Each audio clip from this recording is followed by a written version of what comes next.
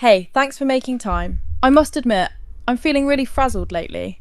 I just can't stay focused with constant alerts from social media, emails, and all the other apps on my phone.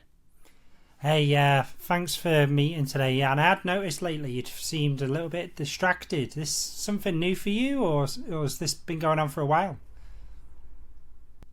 Honestly, it's not exactly new. I've always kind of operated in this state, jumping between pings, Slack, emails, whatever's blowing up. It's just lately it feels like I'm dropping more balls. Missing details I shouldn't. I don't want people thinking I'm just slacking off. Yeah, for sure, and I appreciate like how difficult it is nowadays to operate with so many distractions, both at home, at work, and all kind of social media brings is really, really challenging. So I acknowledge that how difficult things are. Yes, it's everywhere, there's just no escaping it.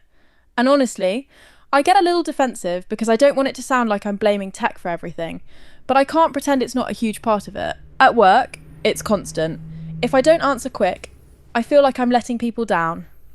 Yeah, and again, I just acknowledge that feeling of pressure to always respond really, really quickly. So yeah, I resonate that with 100%. You mentioned there technology being a big contributor.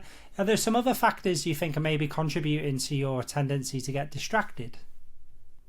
Yes, tech is massive, but it's not the whole story. Part of it is just how my day is structured. I'm always bouncing between updates, quick asks, fixing blockers. It's like, even if I wanted to focus, someone always needs something. Plus, I'm kind of wired to want to be helpful, so I jump in fast.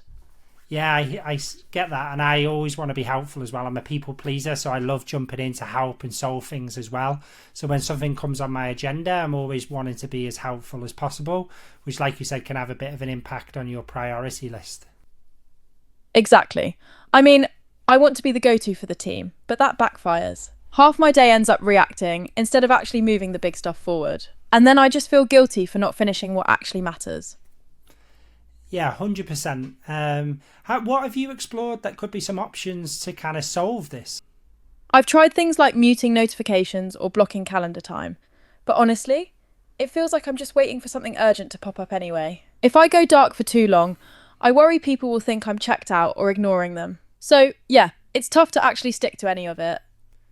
That's really great, though, that you've tried and experimented already to try and solve the problem. That shows that you do want to solve it, right? And all of these solutions are really hard. And I think one of the really challenging things is just staying consistent over a long period of time.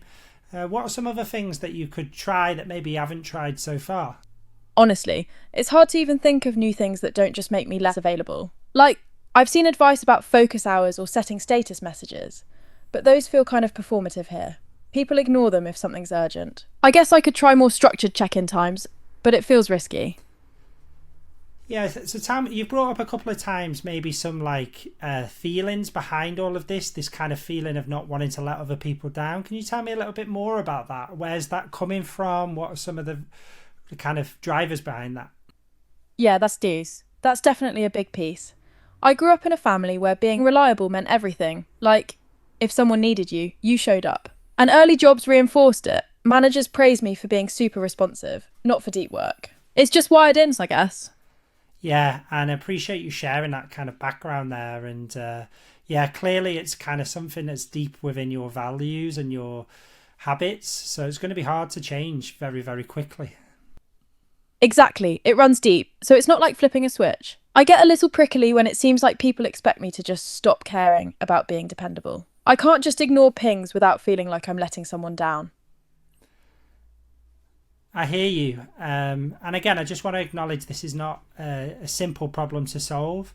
But I do wonder if there's like one or two experiments that you could experiment with further to try and like resolve this, taking into account all the things that you just shared.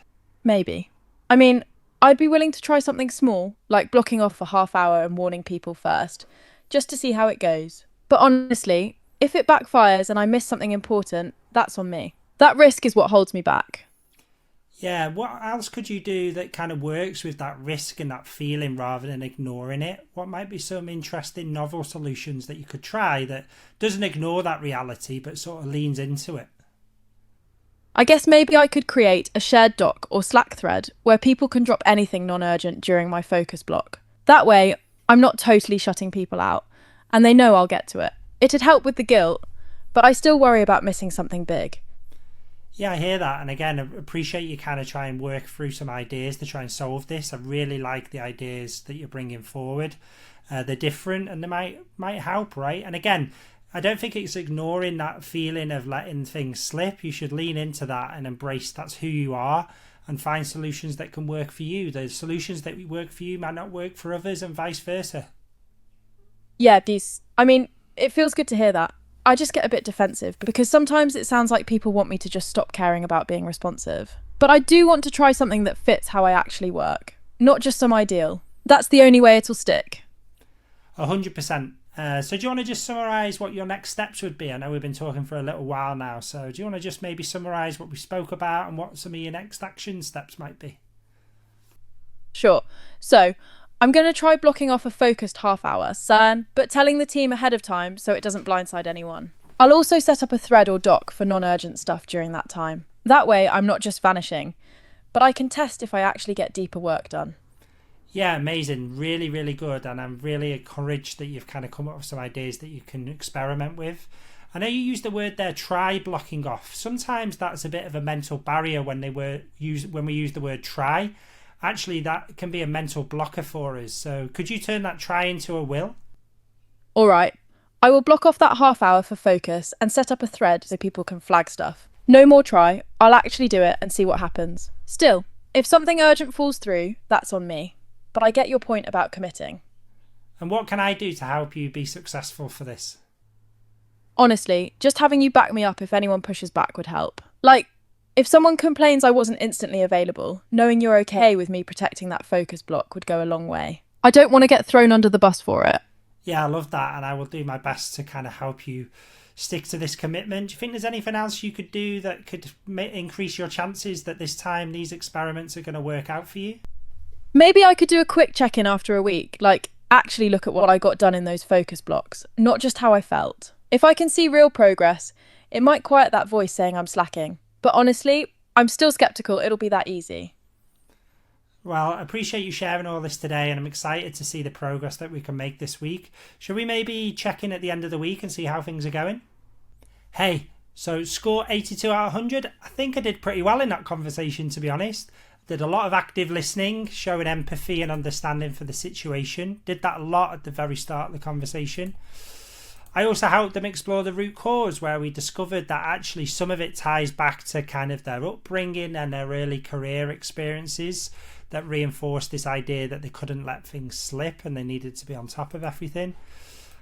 One of the areas I probably didn't score as well on but could have done better on was around collaborative action planning, so kind of working through different ideas, exploring options, actions. But as you can see here, Real Talk Studios have enabled me to practice some specific coaching skills to help this person get some more flow and energy into the work they're doing. And what I'm able to do now is go back in, try again. Interestingly, I can try with different personalities that allow me to try the conversation in different ways. So what I'm going to do now is I'm going to try the same conversation but with a confrontational personality to see where I land up then. So that's Real Talk Studio, helping you build confidence and clarity for difficult conversations.